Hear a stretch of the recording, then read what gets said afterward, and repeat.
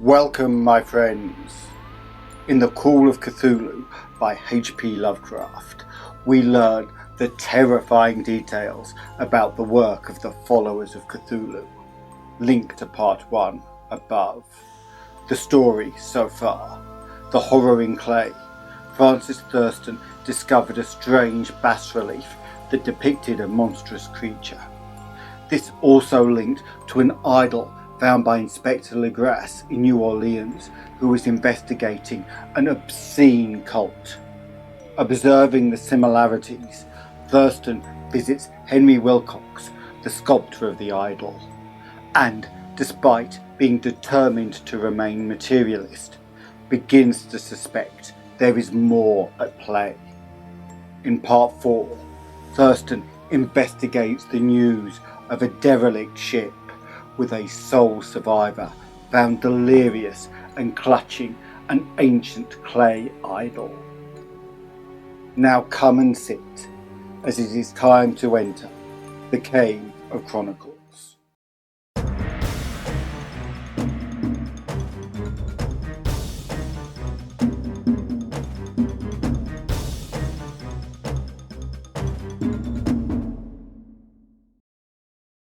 The madness from the sea. If heaven ever wishes to grant me a boon, it will be a total effacing of the results of a mere chance which fixed my eye on a certain stray piece of shelf paper.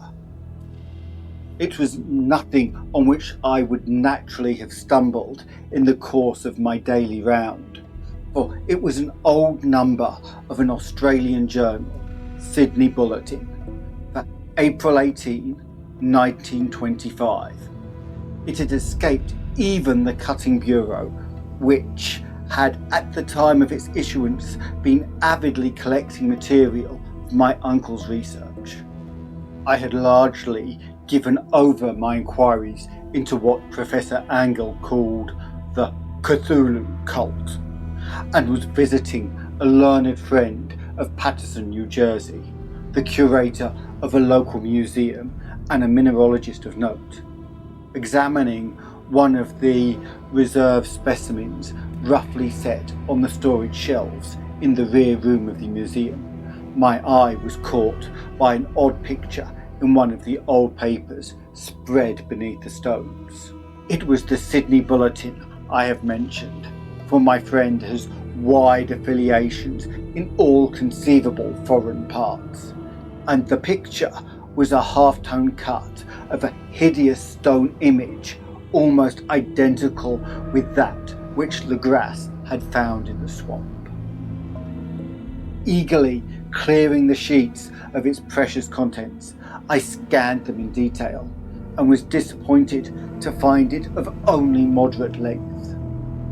What it suggested, however, was of portentous significance to my flagging quest, and I carefully tore it out for immediate action. It read as follows: Mystery derelict found at sea. Vigilant arrives with helpless armed New Zealand yacht in tow. One survivor and dead man found aboard. Tale of desperate battle and deaths at sea.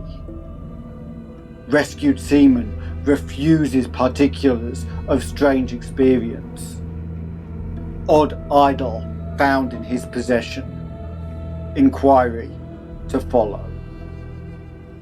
The Morrison's Company freighter, Vigilant, bound from Valparaiso, arrived this morning at its wharf in Darling Harbour, having in tow the battled and disabled but heavily armed steam yacht Alert of Dunedin, New Zealand, which was sighted April 12th in south latitude 34 degrees 21 feet, west longitude 152 degrees 17 feet, with one living and one dead man aboard. The Vigilant left Valparaiso March 25th and on April 2nd was driven considerably south of her course by exceptionally heavy storms and monster waves. On April 12th, the derelict was sighted and thought apparently deserted. It was found upon boarding to contain one survivor in a half-delirious condition and one man who had evidently been dead for more than a week. The living man was clutching a horrible stone idol of unknown origin, about a foot in height, regarding whose nature authorities at Sydney University, the Royal Society, the museum in College Street all profess complete bafflement, and which the survivor says he found in the cabin of the yacht in a small carved shrine of common pattern. This man, after recovering his senses, told an exceedingly strange story of piracy and slaughter. He is Gustav Johansson, a Norwegian of some intelligence, and had been second mate of the two-masted schooner Emma of Auckland, which sailed for Callao February 20th with a complement of 11 men.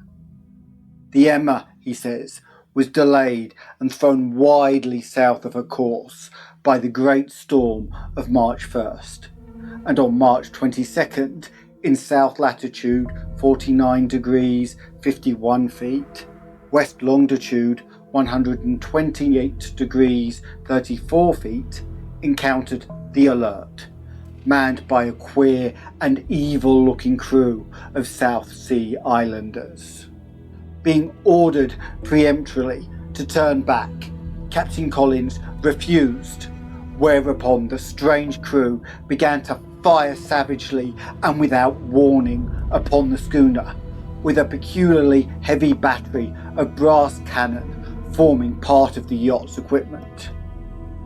The Emma's men showed fight, says the survivor, and though the schooner began to sink from shots beneath the waterline, they managed to heave alongside their enemy and board her, grappling with the strange crew on the yacht's deck and being forced to kill them all, the number being slightly superior because of their particularly abhorrent and desperate, though rather clumsy mode of fighting.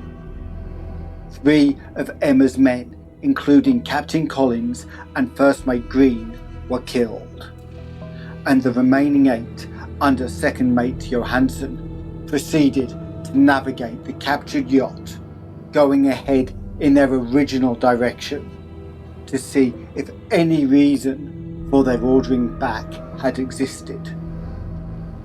The next day, it appears, they raised and landed on a small island, although none is known to exist in that part of the ocean, and 6 of the men somehow died ashore, though Johansson is queerly reticent about this part of his story and speaks only of their falling into a rock chasm. Later, it seems, he and one companion boarded the yacht and tried to manage her, but were beaten about by the storm of April 2nd. From that time till his rescue on the 12th, the man remembers little, and he does not even recall when William Bryden, his companion, died. Bryden's death reveals no apparent cause and was probably due to excitement or exposure. Cable advices from Dunedin report that the Alert was well known there as an island trader and bore an evil reputation along the waterfront. It was owned by a curious group of islanders whose frequent meetings and night trips into the woods attracted no little curiosity, and it had set sail in great haste just after the storm and the earth tremors of March 1st. Our Auckland correspondent gives the Emma and her crew an excellent reputation, and Johansson is described as a sober and worthy man. The Admiralty will institute an inquiry on the whole matter beginning tomorrow, at which every effort will be made to induce Johansson to speak more freely than he has done hitherto. This was all together with the picture of the hellish image, but what a train of ideas it started in my mind. Here were new treasures of data on the Cthulhu cult, and evidence that it had strange interests in the sea as well as on land. What motive prompted the hybrid crew to order back the Emma as they sailed about with their hideous idol? What was the unknown island on which 6 of the Emma's crew had died, and about which the mate, Johansson, was so secretive? What had the Vice Admiralty's investigation brought out, and what was known of the noxious cult in Dunedin? And most marvellous of all, what deep and more than natural linkage of dates was this, which gave a malign and now undeniable significance to the various turns of events so carefully noted by my uncle. March 1st, February 28th, according to the international dateline, the earthquake and storm had come. From Dunedin, the Alert and her noisome crew had darted eagerly forth, as if imperiously summoned. And on the other side of the earth, poets and artists had begun to dream of a strange, dank, Cyclopean city, while a young sculptor had moulded in his sleep the form of the dreaded Cthulhu. March 23rd, the crew of the Emma had landed on an unknown island and left 6 men dead.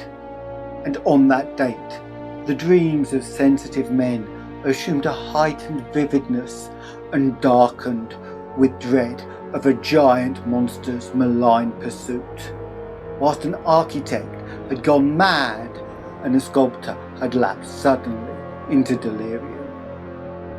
And what of this storm of April 2nd, the date on which all the dreams of the dark city ceased, and Wilcox emerged unharmed from the bondage of a strange fever? What of all this, and of those hints of old Castro about the sunken, star-born old ones, and their coming reign, their faithful cult, and their mastery of dreams? Was I tottering on the brink of cosmic horrors beyond man's power to bear? If so, they must be horrors of the mind alone, for in some way, the 2nd of April, I put a stop to whatever monstrous menace had begun its siege of mankind's soul. That evening, after a day of hurried cabling and arranging, I bade my host adieu and took a train for San Francisco. In less than a month, I was in Dunedin, where, however, I found that little was known of the strange cult members who had lingered in the old sea taverns. Waterfront scum was far too common for special mention, though there was vague talk about one inland trip these sailors had made, during which faint drumming and red flame were noted on the distant hills. In Auckland, I learned that Johansson had returned with yellow hair turned white after a perfunctory and inconclusive questioning at Sydney, and had thereafter sold his cottage in West Street and sailed with his wife for his old home in Oslo. Of his stirring experience, he would tell his friends no more than he had told the Admiralty officials, and all they could do was give me his Oslo address. After that, I went to Sydney and talked profitlessly with seamen and members of the Vice Admiralty Court. I saw the Alert, now sold and in commercial use at Circular Quay in Sydney Cove, but gained nothing from its non-committal bulk. The crouching image with its cuttlefish head, dragon body, scaly wings and hieroglyphed pedestal, was preserved in the museum at Hyde Park, and I studied it long and well, finding it a thing of balefully exquisite workmanship, and with the same utter mystery, terrible antiquity, and unearthly strangeness of material which I had noted in Legras's smaller specimen. Geologists, the curator told me, had found it a monstrous puzzle, for they vowed that the world held no rock like it. Then I thought with a shudder of what old Castro had told Legras about the primal Great Ones. They had come from the stars and had brought their images with them.